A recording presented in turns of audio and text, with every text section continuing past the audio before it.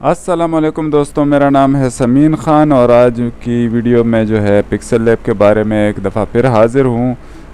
यहाँ पर कुछ थोड़ी सी प्रॉब्लम हो रही है लोगों को। तो मेरा एक दोस्त है शाहज़ेब ख़ान और वो यूट्यूब पर चैनल भी रखते हैं, बहुत अच्छा चैनल है उनका, टेक्निकल चैनल है और वो मोबाइल के रिव्यूज़ भी देते हैं। उन्होंने मुझसे रिक्वेस्ट की है कि आप जो हैं जब टेक्स्ट के बारे में जो है एक वीडियो बनाएं कि टेक्स्ट को हम ट्रांसफॉर्म कैसे करें, क्योंकि जो नॉर्मली हमारे सामने टेक्स्ट आता है वो ट्रांसफॉर्म नहीं होता, वो सिर्फ छोटा बड़ा हो सकता है लेकिन वो ट्रांसफॉर्म नहीं होता हमारी मर्ज़ी के मुताबिक।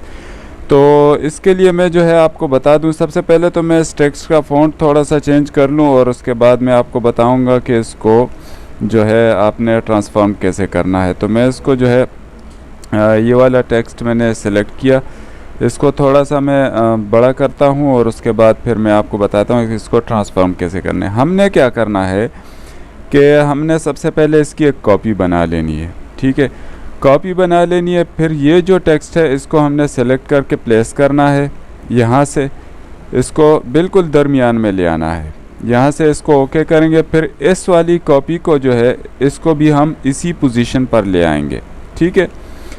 तो ये जो है रिलेटिव पोजीशन का ऑप्शन हमने यूज़ करके दो टेक्स्ट को एक जगह जो है वो प्लेस कर दिया है। इसके बाद जो है हम आते हैं यहाँ पर लेयर्स के ऑप्शन में, और लेयर्स के ऑप्शन में ये वाला ऑप्शन जो नीचे है इस पर क्लिक करके दोनों जो लेयर्स हैं उनको सेलेक्ट करके हम क्या करेंगे कि उसको मर्ज कर देंगे।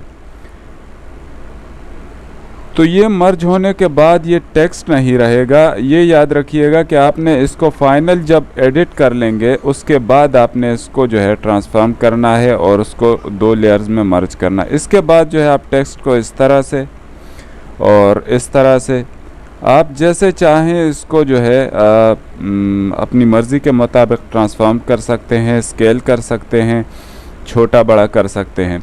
तो उम्मीद है वीडियो आपको अच्छी लगी होगी। वीडियो अच्छी लगी हो तो प्लीज़ चैनल को सब्सक्राइब कीजिए। मिलते हैं अगली वीडियो में। अल्लाह हाफ़िज़।